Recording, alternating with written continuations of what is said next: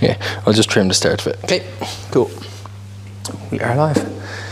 La la la. We'll start with a big apology. What? I thought you weren't going to do the apology. I thought you were going to segue in. Smooth. No, I think we'll start by saying hi. You're mid-podcast now, but we're not. We're 2 weeks, 2.5 weeks. Yeah. We're a little bit after. I messed up the first time around and the battery died, so we have to re-record some of the conversation we had, which is where we'll pick back up. You don't need to know anything else from there. Hello. Hello. So where we picked off. Hello again.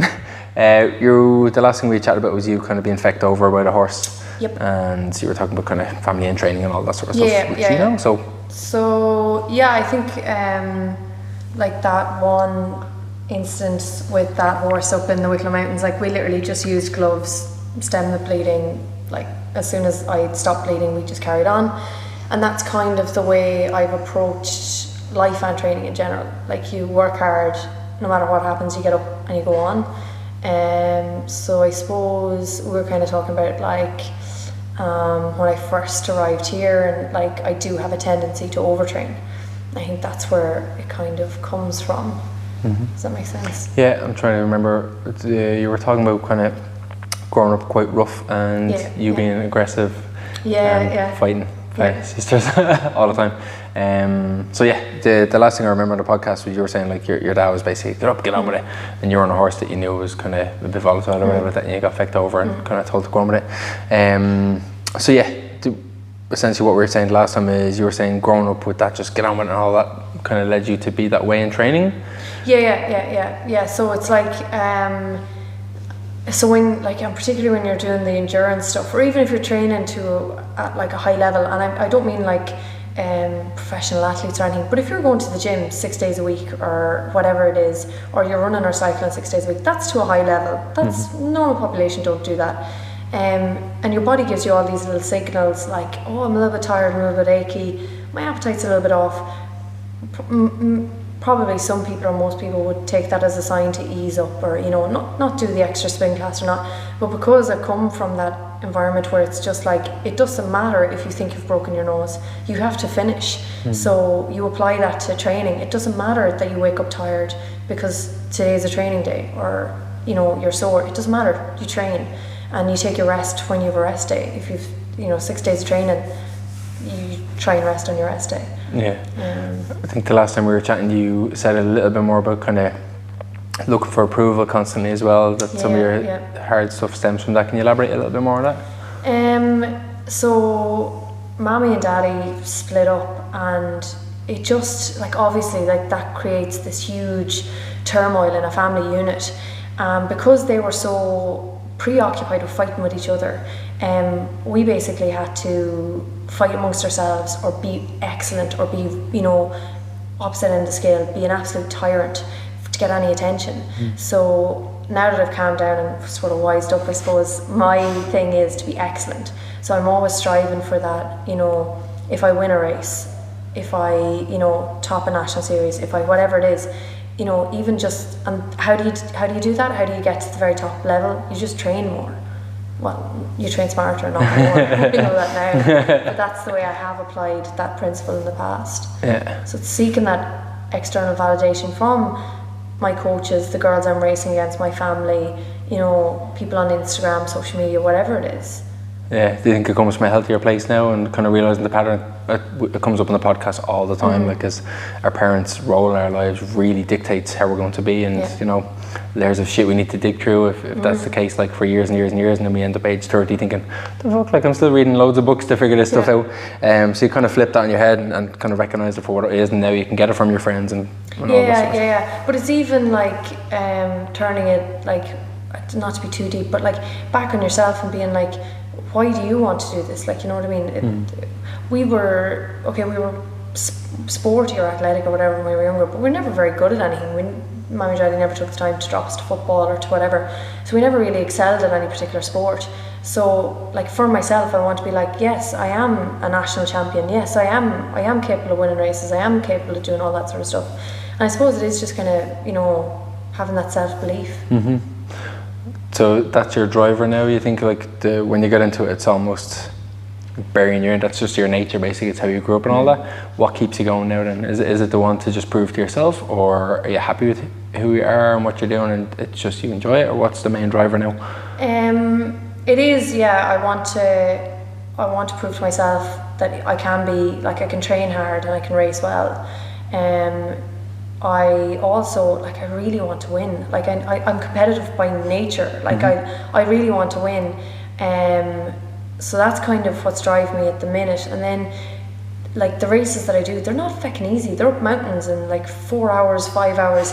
You kind of want to see, like, I want to see how big my engine is, because, like, you read all these inspiring stories of people who have overcome stuff, or, you know, like, even, you know, ultra endurance athletes. You're like, wow, you know, what must his body be like? What must it be like to be in that body? I was like, well, I can taste a little bit of that by pushing myself to see how good I can become, or how long I can go, how far. It's amazing. I think that the human spirit and the human will, like, I mean, people could literally train themselves to death, which I think is amazing. We talked about that in one of the courses a few years ago.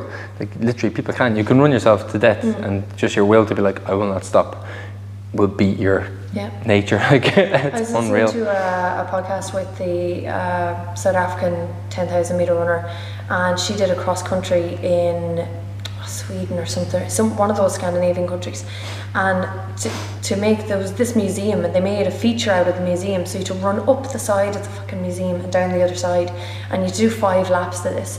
And she was really, like, she was out of her depth, she really struggled, but she basically blacked out and fell into the crowd running. Like, that's how much she, like, that's mad. Like, think of it, like, just blacked out and fell into the crowd. And when she was in the crowd, they were trying to, like, get her back on her feet or whatever, take care of her, and she just kept saying, let me finish, just please let me finish. And it's like, that's mad. Like, yeah, it's a whole other level of, you look at some, you probably don't, but like some of the MMA fighters, like, they will not relent. Like, their will is just, I will die in here, and it's how it is. Like, the engine, like Nate Diaz and Nick Diaz, 2 of the awesome fighters in the UFC, like, and they're ultra endurance athletes and vegans, and but they just go, you have that mindset where it's just like 100 miles grand, like, I'm not stopping, which is unbelievable. There's a flip side to that as well, though. So you kind of historically have found yourself overtraining, which would have been the early days of just training for the escapism or whatever it may be. So can you elaborate a little bit more on that and what you've learned and how you approach it differently now? So I suppose, like, having found myself in Dublin without a huge support network, and having like access to a bike and the Dublin mountains, I'm gonna, like, you know, they're great. So I used to just, like, run away from my problems, is the way I always say it. Is like, if something was bothering me, I think better when my body is in motion, so I'd go for a run, I'd go for a cycle. But when you're not really doing anything to cope with that, you just end up overtraining. And then, because I wanted to do well last year and the year before and stuff, it was like, well, sure, how do you get better? You train more. So a couple of things started to go wrong, as in, first off, my period got really irregular, and then it stopped altogether. And with that comes a whole heap of thyroid issues, which I didn't realise at the time, but, like, your digestive tract starts. So essentially what I was suffering from was relative energy deficiency in sport, which is REDS. And that affects your menstrual cycle, your thyroid function, your GI tract. Like, my skin, hair and nails were terrible. Like, my hair was falling out, and I was just like, oh, it's grand. You know what I mean? Let's just go for a run. Classic, like, Martina. It's like, just get up and get on with it. Like, and yeah, you sort of slowly start to realise that, like, the processes in your body, like your digestive system at a very basic, like, if you're not, you know, being regular, there's something going wrong, whether that's with diet or hormones or whatever.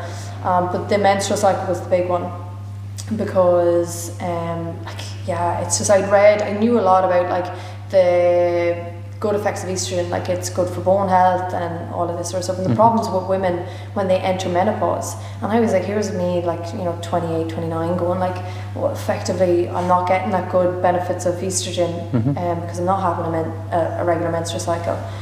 So I start researching kind of around that, and then around the other stuff, like, you know, hypothyroidism, possibly a little bit of, like, adrenal fatigue, and just looking at better ways to support my body in the long term, rather than just running and cycling myself into the ground. Yeah, pardon the pun.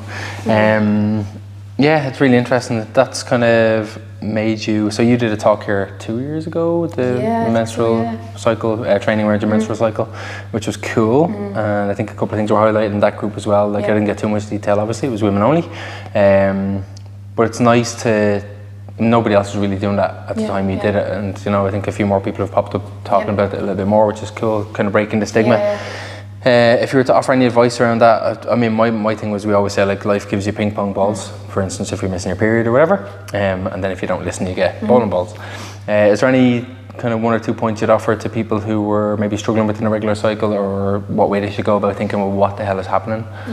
If it's training related or life related. So like, I think the first thing is you need to define an irregular cycle. So a normal menstrual cycle is anywhere from 28 to 35 days. So traditionally everybody thinks about that 4 week 1, week 2, week 3, week 4, but like it could be up to 5, and then also it could be, you know, 26, 27, and that's going to give you like a different date every month when your cycle comes around. So you need to define that, you need to track it, and you need to figure out how irregular it is. Get good advice from a GP, because some GPs are just like, oh, you're not pregnant, don't worry about it. Like, you know, and then other, you know, female GPs tend to be better. I know that's very not fair. No, like, they have a better idea of the menstrual cycle in general and can guide you better.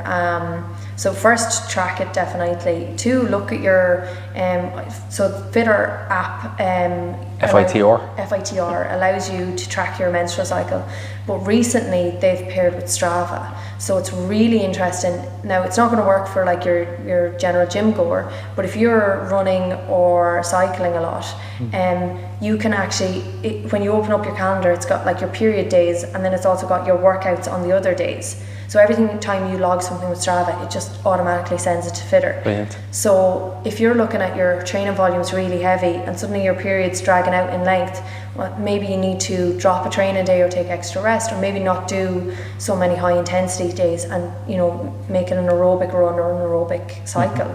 I think that's, for me, has been the big things, because this year in the middle of the season, when my hormones start to go wonky again, and it was hypothyroidism, it was looking at the training volume over 3 weeks had just gone, and it was a really negative feedback loop, because the coach was going, how do you feel? And I was going, I feel great. And he was going, okay, do more. And I was going, oh, I'm a bit tired, but I feel great, do more. So when you say you're a bit tired but feel great, how do you quantify that, or what do you mean? So I'd always feel a little bit tired, but as soon as I train, I feel great. So it's that adrenaline. It's that awareness of your body. Like, it's like, okay, well, I shouldn't be waking up after an 8-hour sleep feeling tired. You know what I mean? I shouldn't need 3 or 4 cups of coffee to get me through a normal day.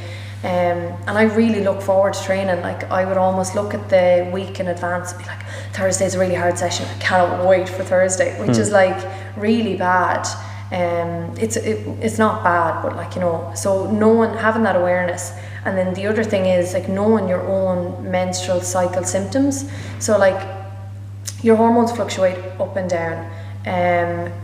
Guys are quite lucky because they get like a peak of testosterone in the morning, and then it falls off during the day. Peak of testosterone in the morning, falls off during the day. But women, it's much longer, and it's like estrogen, progesterone, luteinizing hormone. There's, you know, FSH. There's a lot going on.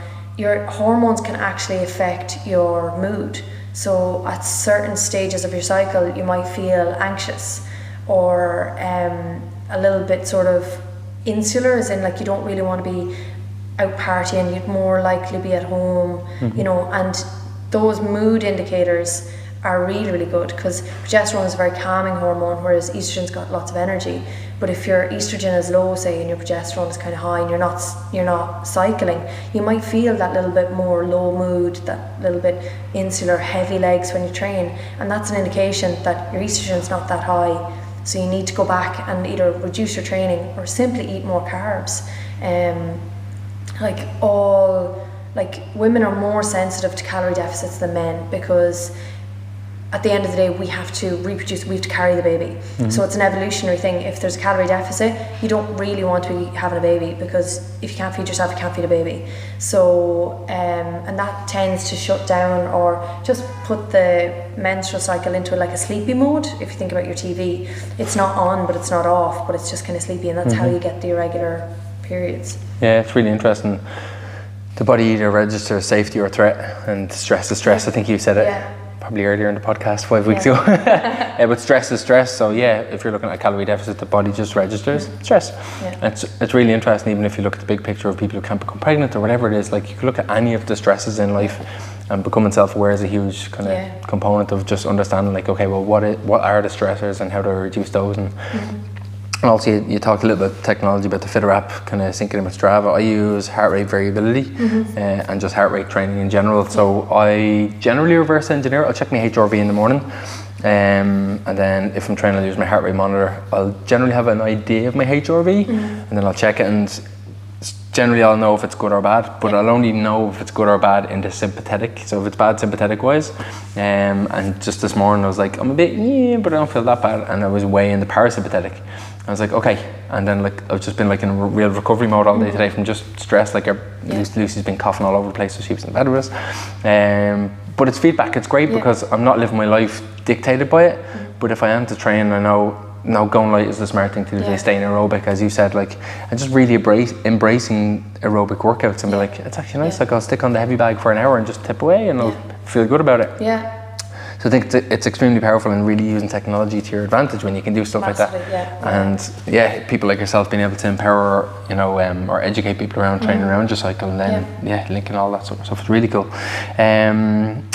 You just rolled off your tongue there, but a little bit more about kind of what got you into talking about the menstrual cycle and all that sort of stuff. That was your own experience, but then it led you into now becoming a coach who deals primarily in that, apart from the postnatal stuff. So I would always encourage, because I just find, like, one, we don't talk enough about this. Women aren't open enough. Like my mom would never talk about her period when I was a kid, like, you know what I mean? And it's just like, we need to break down those barriers so that people can be like, I'm having a shit day, you know what I mean? For whatever reason it is, like, I just kind of want to be left alone today. That's grand. And this whole thing of your hormonal, whatever, like, that's, it's just very annoying. I don't know where I was going at this point. Breaking the stigma, And then, like, so I also think that women, like, we need a lot of positive feedback. So, like, sometimes people really, like, that whole army kind of system of training, like, you're weak, you're nothing, whatever, breaking you down to build you up. Don't really agree with it. But I think women are the opposite of that. They need to be, you're great, change this, but you're flying already, you're doing really, really well. And that's where the tracking your menstrual cycle comes in, because so week 1, week 2, and particularly week 2, you feel really strong, and that's when you should be going for, like, PBs. You're faster, you're stronger, so max efforts. I'm not saying you have to do it all that whole week, but if you wanted to try a max effort deadlift, it would be that week 2. If you were hoping to run a fast 5k, it's that week. Week 3, then your kind of power drops a little bit, but your endurance picks up, and you're more flexible. So if you're wanted to try a gymnastics class, or like, you might be flying in your yoga thinking, this is great, and then next week you can't get into any of the poses, and your endurance is going up. So if you want to do longer runs, and more aerobic endurance stuff towards week 3, week 4, which is not going to produce a lot of stress in the body, because already there's the stress of your oncoming menstrual cycle, or your menstrual bleed. So that's why I think women need to track their periods so that they can train effectively.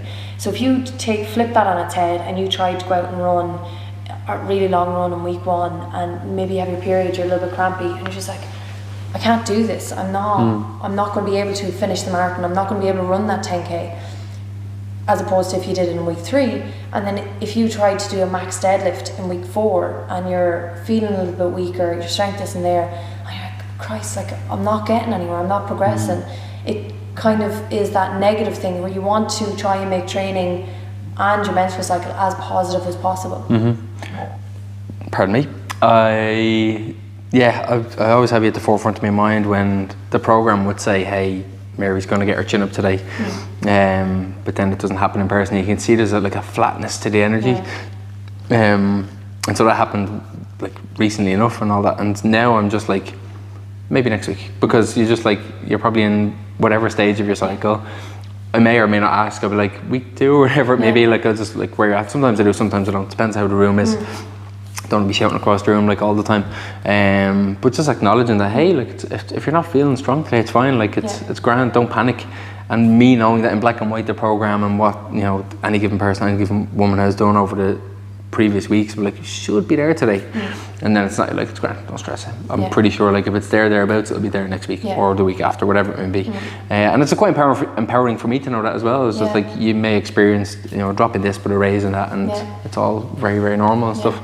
It's cool to have a limited but enough knowledge just to be like, cool, it's all good. But I think it's really important for men as well, because like if you're living with a woman and she's got very different moods over the 4 weeks, and you're like, your one is like a nut job, like what the hell? And it's like, no, it's all just the menstrual cycle. If you can explain it to people, they get it kind of. It comes from women being more self-aware and being like, okay, like I know my week 4 is not my bad week. My bad week is week 3. So I don't suffer from PMS. But week 3, as soon as estrogen starts to drop, I'm like, oh my God, give me all the chocolate. I want to stay in bed. I'm not training. I'm not doing anything. And then I have an all right week, and then I'm on my period. But if I can I've explained that to my coach. I've said, like, I'll let you know when it's week 3, but like sometimes the training sessions just won't be there because I just don't have the energy. So one, it's really important for women to know their own body, and being able to comfortable enough with someone to say, like, listen, I'm comfortable enough in society to be like, this is how I'm feeling today, this is probably why, like, you know what I mean, and just so everybody kind of gets along better and understands more. It's really interesting, because one of the girls, for instance, will walk up and be like, it's week 2, I don't really like doing handstands this week, and someone else just screaming across the room, fuck off. I was just like, all right, okay, I get it. What about people who just push through, whether it's ignorance or whether it's like willful ignorance? So like, I know I'm in a bad place in my period or whatever it is, but like I'm doing this workout of the day and all that sort of stuff. At what point do you say like enough is enough and cop on, and is it just your choice? Like how long would people go without a period before you're like, come on, like how long are you gonna do this for? How important is your training? Especially if you're not an athlete, an actual proper athlete. Like what's the driver behind that? Are you looking then again at somebody who's like, training is like my identity, and what's your thoughts on that? Well, like from a GP perspective, they don't do any investigative tests until you're 6 months without a period. Okay, fuck. To me, that's too long. Like that's half a year. I would say if you've 2 periods, 2 months in a row where you don't have a period, you need to be asking some serious questions, and you need to be getting someone on your side who will do some investigative tests.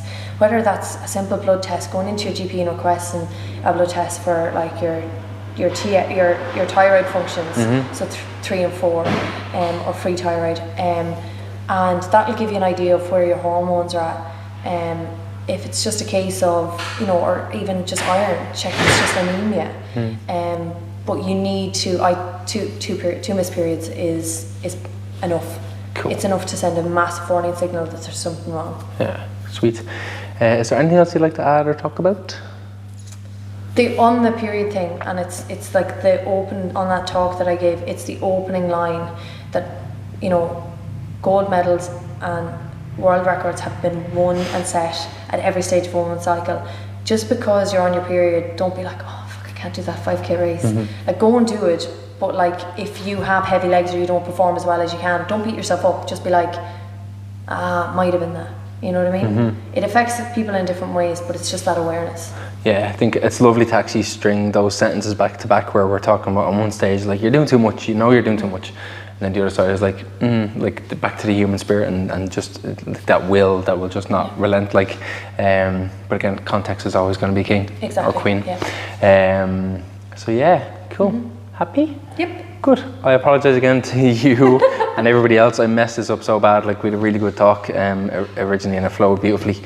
So sorry for breaking it up, and sorry for asking you to talk about it again. Thank you very much. No worries. All right, Ledge. Hug it out. Oh. Microphone hug. It's like I'm stiffer than I thought. Oh no!